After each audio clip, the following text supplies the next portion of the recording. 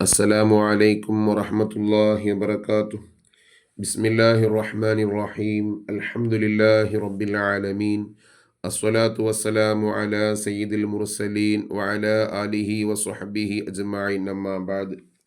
സഹോദരങ്ങളെ, പരിശുദ്ധമായ ദുൽഹിജ്ജ മാസത്തിലേക്ക് നാം പ്രവേശിക്കുകയാണ്. ഉളുഹിയ്യത്ത് അറവ് ഉദ്ദേശിക്കുന്ന ആളുകൾ ശ്രദ്ധിക്കേണ്ട വളരെ പ്രധാനപ്പെട്ട ഒരു കാര്യമാണ് ഈ സമയത്ത് ശ്രദ്ധയിൽപ്പെടുത്തുന്നത്. നബി സല്ലല്ലാഹു അലൈഹി വസല്ലമ തങ്ങൾ പറയുന്നു, മൻ റആ ഹിലാല ദിൽഹിജ്ജ ഫഅറാദ അൻ യുളഹിയ ഫലാ യഅഖുദ് മിൻ ളഫ്രിഹി വലാ മിൻ ശഅരിഹി ഹത്താ യുളഹിയ.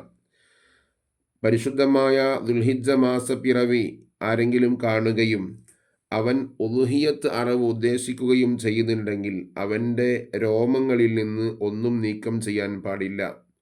അതേപോലെ തന്നെ അവൻ്റെ നഖവും മുറിക്കാൻ പാടില്ല. അപ്പോൾ ഉളുഹിയ്യത്ത് അറവ് ഉദ്ദേശിക്കുന്ന ആളുകൾ ശരീരത്തിൽ നിന്ന് രോമവും നഖവും നീക്കം ചെയ്യാതിരിക്കൽ സുന്നത്താണ്. അങ്ങനെ നീക്കം ചെയ്യലോ അത് കറാഹത്താണ്. വ കുരിഹ ലി മുരീദിഹ ഇസാലത്തു നഹ്വി ശഅരിൻ ഫി അശ്രി ദിൽഹിജ്ജ വ അയ്യാമി തസ്രീഖ് ഹത്താ യുളഹിയ. ഉളുഹിയ്യത്ത് അറവ് ഉദ്ദേശിക്കുന്ന ആളുകൾക്ക് കറാഹത്താക്കപ്പെട്ടിരിക്കുന്നു എന്ത്? അവൻ്റെ ശരീരത്തിൽ നിന്ന് രോമങ്ങൾ നീക്കം ചെയ്യുക, അതേപോലെ തന്നെ നഖം നീക്കം ചെയ്യുക. ഏതുവരെ? അവൻ അറവ് നടത്തുന്നത് വരെ. ദുൽഹിജ്ജ 10 അറവ് നടത്തുന്നതെങ്കിൽ ആ അറവ് നടത്തുന്ന സമയം വരെ നീക്കം ചെയ്യാൻ പാടില്ല. ഇനി 10 അറക്കുന്നില്ല, 11, 12, 13 ഒക്കെയാണ് അറവ് നടത്തുന്നത് എങ്കിൽ അറവ് നടത്തുന്ന സമയം വരെ അവൻ്റെ ശരീരത്തിൽ നിന്ന് നഖമോ അതേപോലെ രോമങ്ങളോ നീക്കം ചെയ്യാൻ പാടില്ല. അത് പ്രത്യേകം ശ്രദ്ധിക്കണം.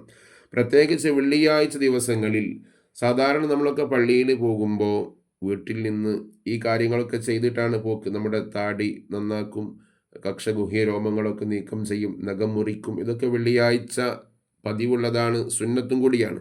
എന്നാൽ അറവ് ഉദ്ദേശിക്കുന്ന ഒരാളെ സംബന്ധിച്ചിടത്തോളം വെള്ളിയാഴ്ചയാണെങ്കിൽ പോലും അവൻ്റെ ശരീരത്തിൽ നിന്ന് ഈ പറയപ്പെട്ട നിലയ്ക്ക് രോമവും അതേപോലെ നഖവുമൊന്നും നീക്കം ചെയ്യാൻ പാടില്ല. നീക്കം ചെയ്യൽ കറാഹത്താണ്, നീക്കം ചെയ്യാതിരിക്കൽ സുന്നത്തുമാണ്. എന്തിനാണ് അങ്ങനെ നീക്കം ചെയ്യരുത് എന്ന് പറയുന്നത്?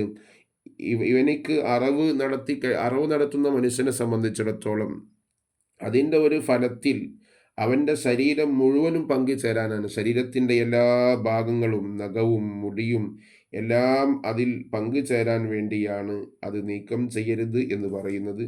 അല്ലാഹു സുബ്ഹാനഹു വ തആല നമുക്ക് നാഫിയായ ഇൽമ് പ്രദാനം ചെയ്യട്ടെ.